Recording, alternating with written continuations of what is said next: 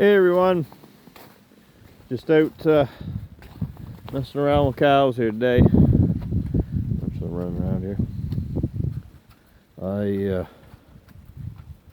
had to feed. I wanted to scrape them down. I scraped down here day before yesterday. It was supposed to turn cold tonight, so on that concrete, if you keep it too clean, then you just make more ice than anything, right? So don't need them slipping around and falling down and all that foolishness. So I'm just out messing around here with the water.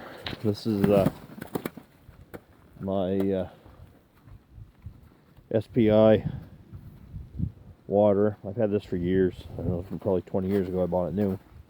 But I usually run, I didn't really know anything about it till just probably 5 years ago, but I was at the farm show and they had the new versions of these, and they had this little heater in it.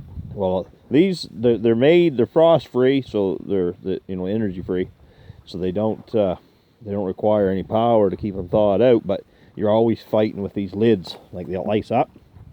So usually at nighttime, not too much in the daytime. As long as they're drinking, you don't have any trouble. But it's not a huge deal as long as you catch it in the morning.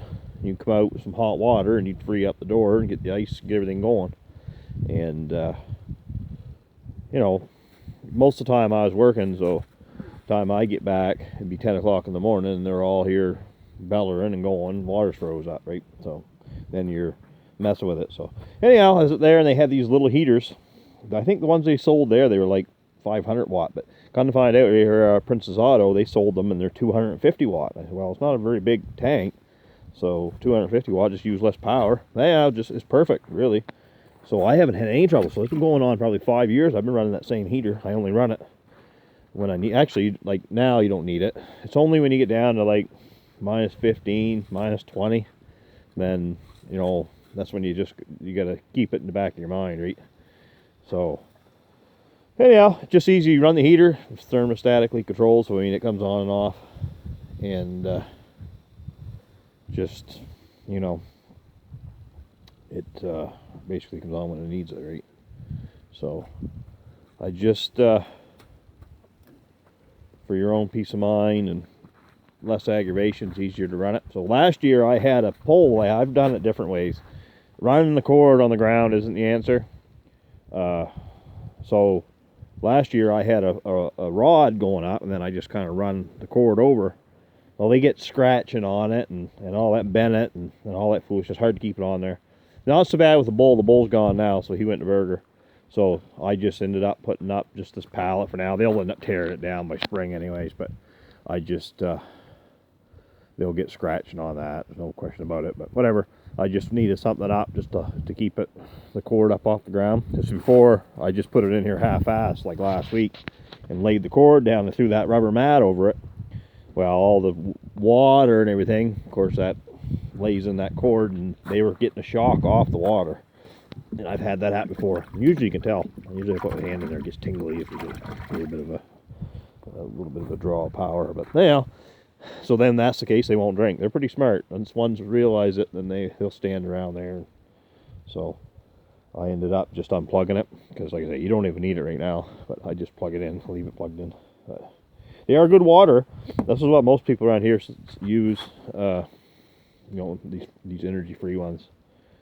Some electric ones, but not too many. They're just electric. But anyway, at least this here way, if you do lose power, it's not the end of the world. Most of the time they don't freeze up. But I run it with the door down mostly. You're supposed to have that up so it seals. But the reason I do that is I've changed gaskets in it, and they will leak some. It wouldn't be so bad if I had it sitting perfectly level, but when I put it in there, I didn't really get it perfect, and it's settled because I have it mounted on these 6x6s too, right? Hemlock. But anyhow, so I just run the lid down, and you put that little heater in. Like I say, 250 watt. It don't draw much power. So I feel like somebody back there in the machine. I think they're cutting wood next door. But anyways, that's kind of what I'm doing. Just checking on that. I got some straw there to put down in the barn. Yeah. So we got a little bit of mess here, and over the other farm got rain, so it switches around back and forth. That's for sure. But yeah. So I have a couple more of these for the other farm.